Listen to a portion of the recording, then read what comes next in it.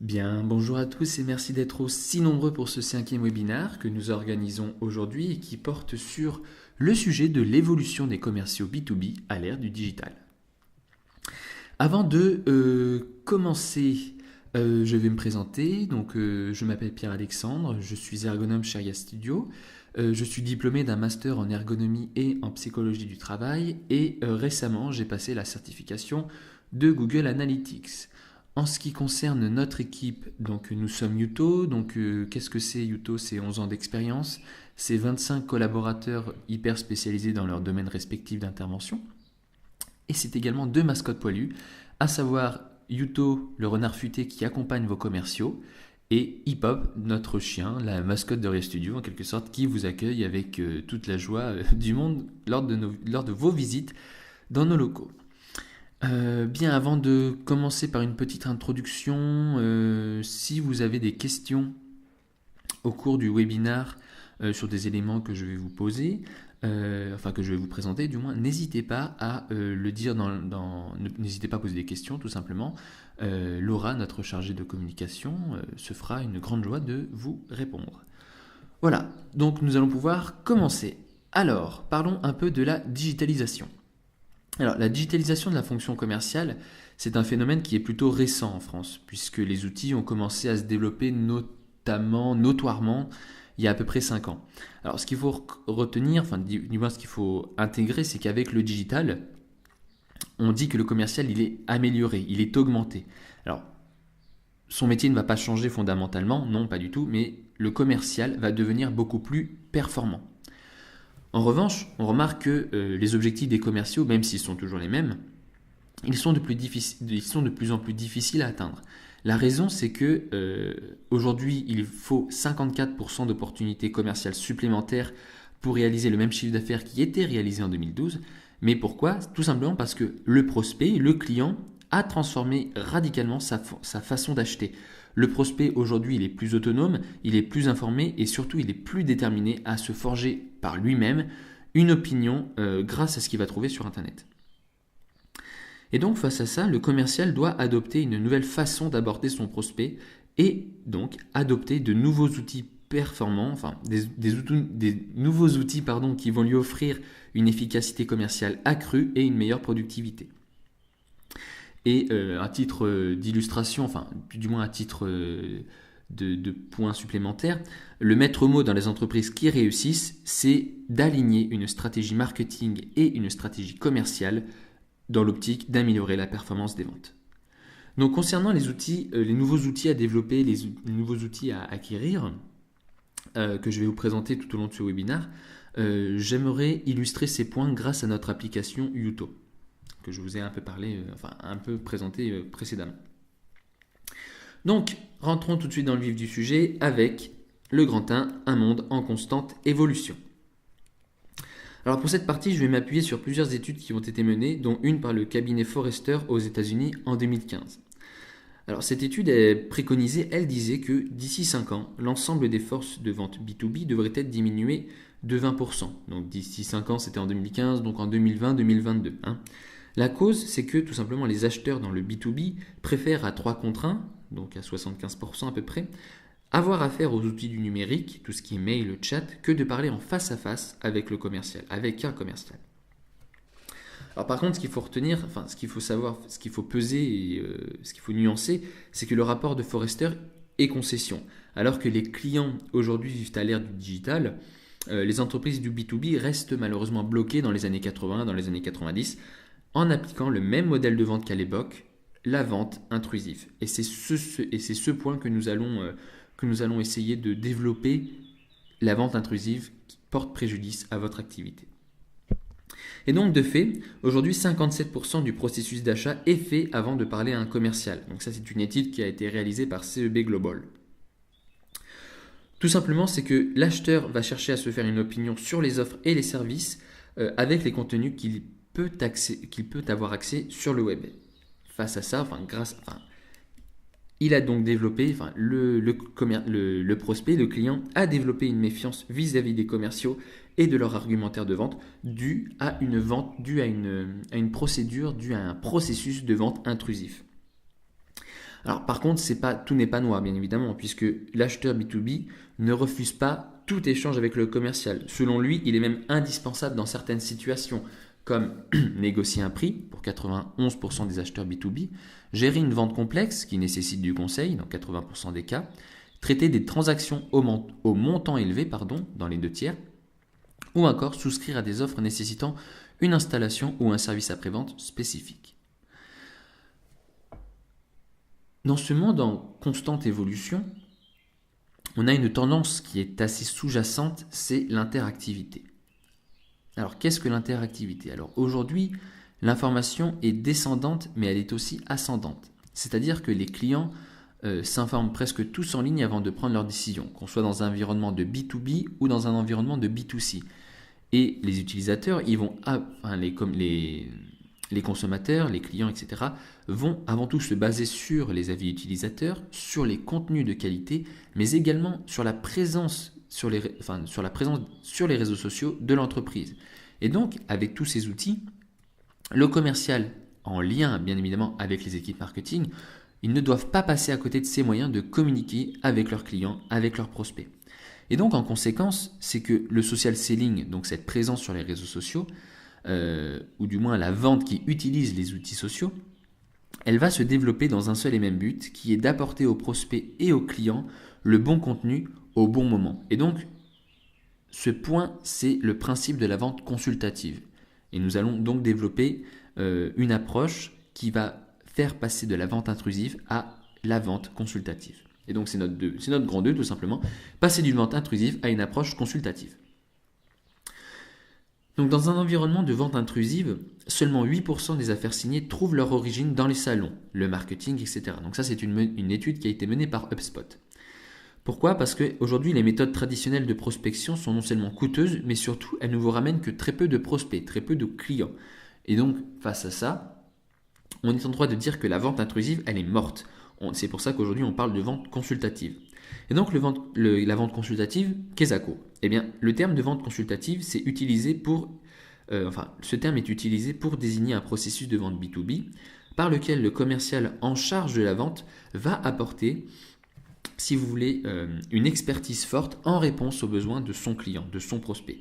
Donc après une phase approfondie de découverte des besoins et de l'analyse, le commercial va faire une proposition de produit ou de service qui sera également accompagnée d'une dimension du conseil par le commercial. Et donc, dans cette situation, le commercial peut également jouer un rôle de consultant.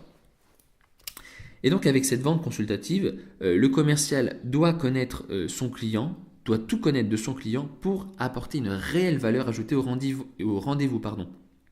Pourquoi? Parce que le fait de tout connaître sur son client, eh bien ça va lui permettre de proposer des outils, des produits intéressants, des offres adaptées, des nouveautés qui peuvent l'intéresser, etc., etc. Et donc, tout connaître de son client, c'est réaliser un meilleur ciblage et donc plus de chances de conclure. Et j'aimerais illustrer ce petit point sur le meilleur ciblage client, etc. grâce à notre application Youto.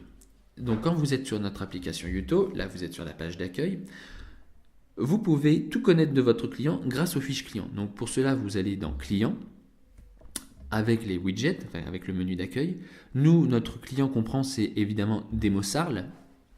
Et donc ici, sur cette démonstration, vous avez, du moins sur cette fiche client, vous avez accès à toutes les informations relatives à votre client. Donc évidemment les derniers devis passés. Ici, nous avons les rapports de visite, les dernières commandes, les factures, les statistiques et les adresses de livraison.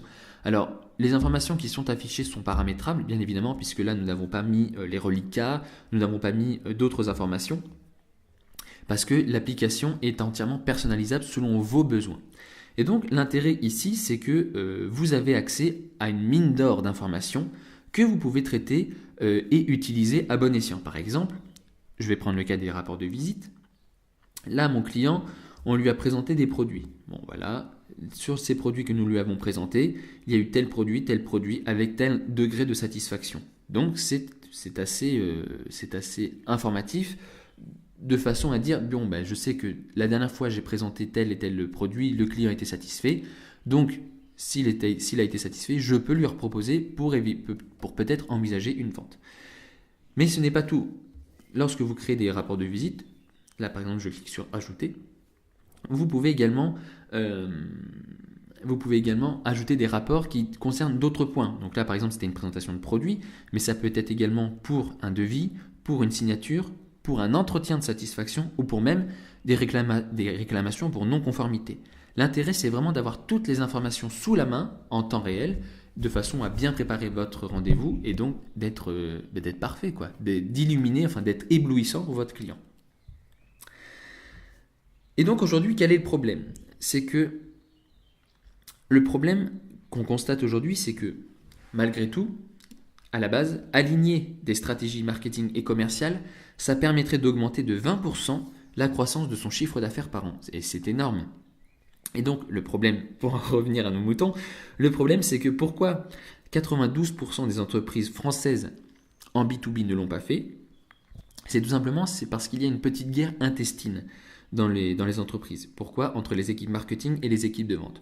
Pourquoi ? Parce que d'un côté, nous avons les équipes marketing qui reprochent aux commerciaux de ne pas bondir sur les leads qui leur sont fournis et de ne pas en tirer le maximum. Et de l'autre, on a les équipes de vente qui sont insatisfaites de la quantité mais aussi de la qualité des leads qui sont fournis par le marketing. Et donc au final, nous avons seulement 6% des commerciaux qui estiment recevoir des leads de qualité par le marketing. Donc inutile de vous dire qu'il y en a 94% qui sont absolument insatisfaits. Et donc, vous devez probablement vous poser cette question. Bon, d'accord, faut aligner une stratégie marketing et commerciale pour augmenter son chiffre d'affaires, bon, très bien, mais comment est-ce que je m'y prends concrètement ?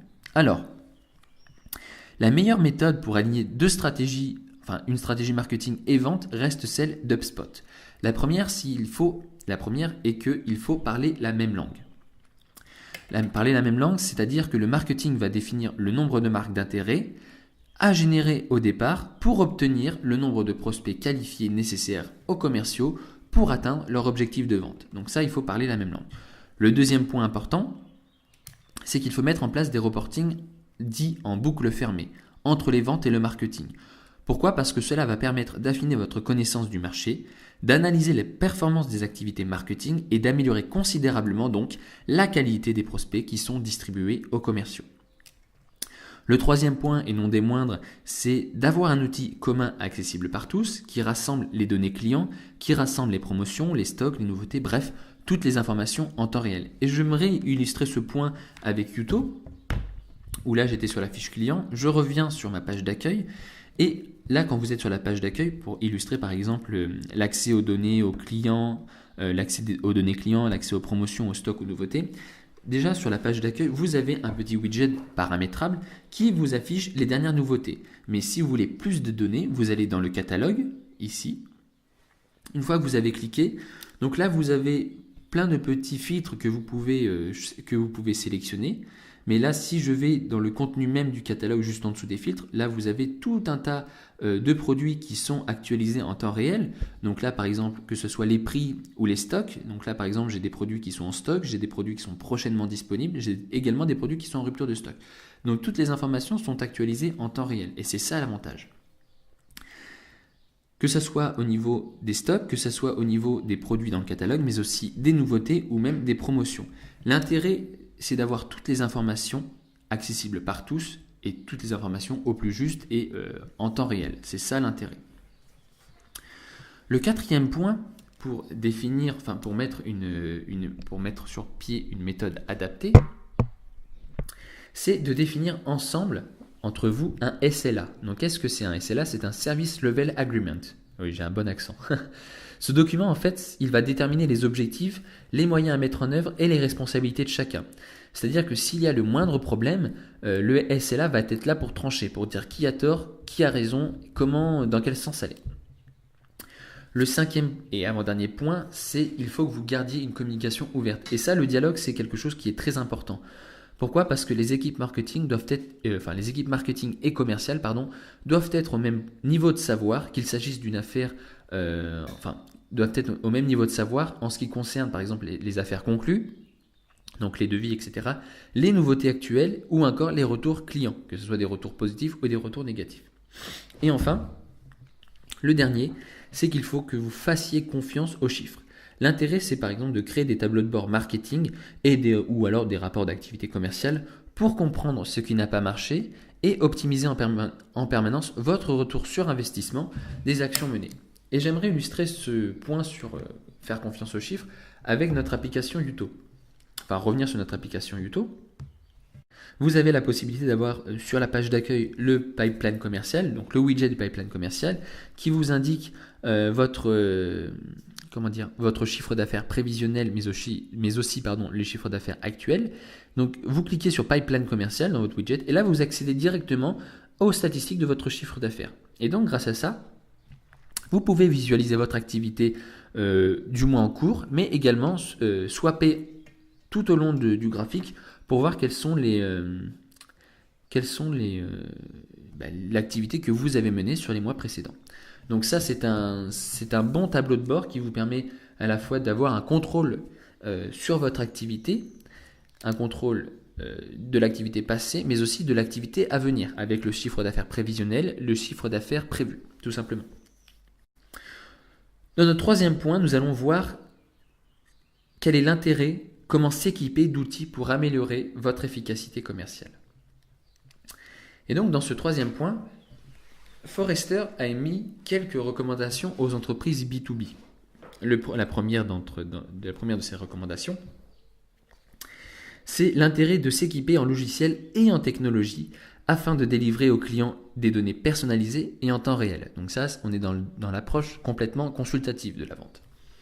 Mais il faudra également mettre sur pied un système d'égalité entre la vente en ligne et les commerciaux terrain, c'est-à-dire fournir des outils d'aide à la vente pour les commerciaux et également prendre en compte les remontées d'informations pour la mise en place d'actions correctives quand il y a des choses qui ne vont pas.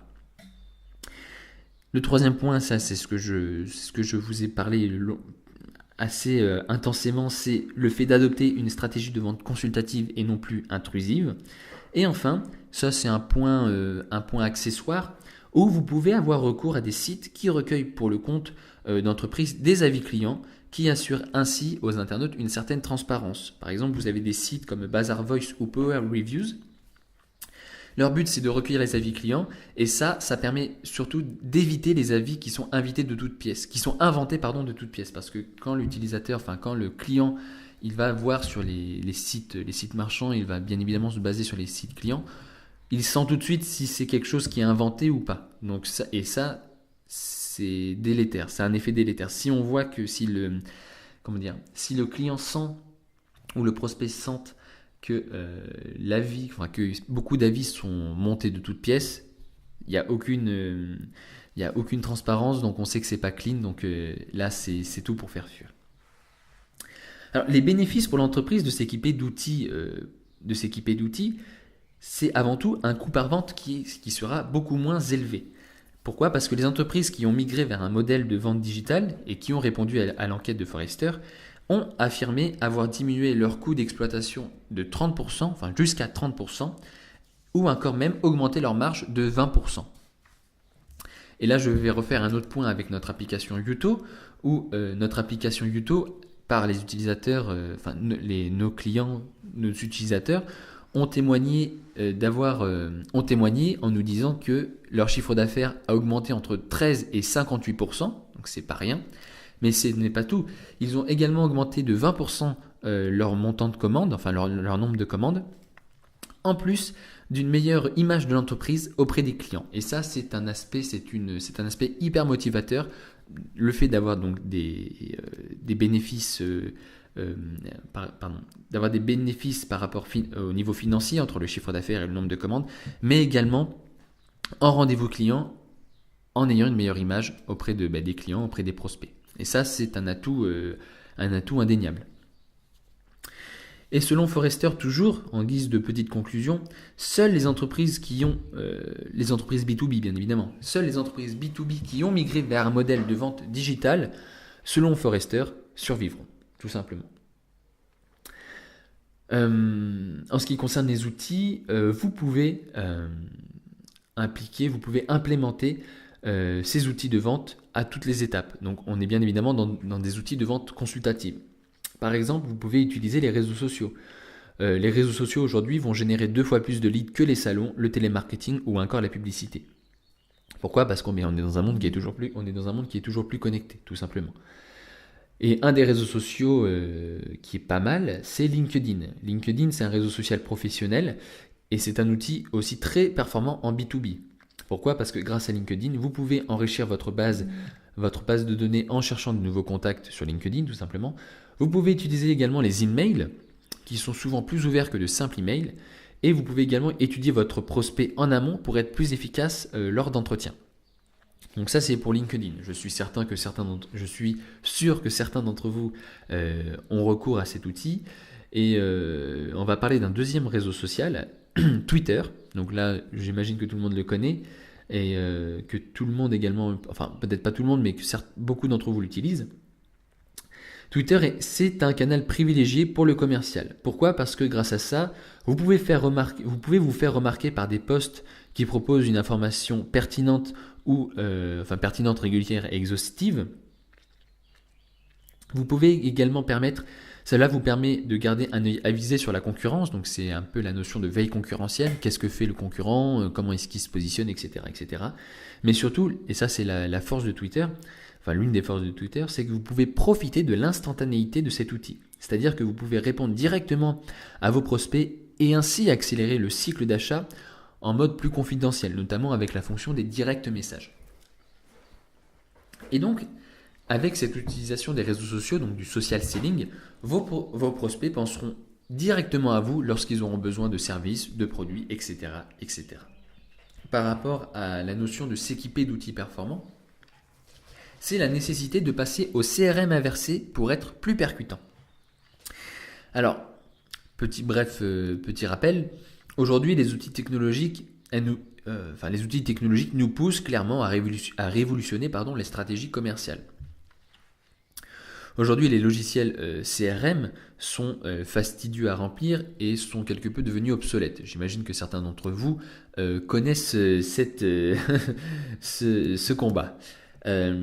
L'intérêt, c'est que demain, les données commerciales d'une entreprise seront automatiquement inscrites dans le CRM, sans intervention du commercial. L'information client sera saisie immédiatement et sans risque d'erreur. Et donc ça, c'est vraiment novateur. Et c'est ce qu'on appelle communément le CRM inversé. Et donc, je vais faire un pont avec Youto, où notre application aujourd'hui répond à ces nouvelles exigences.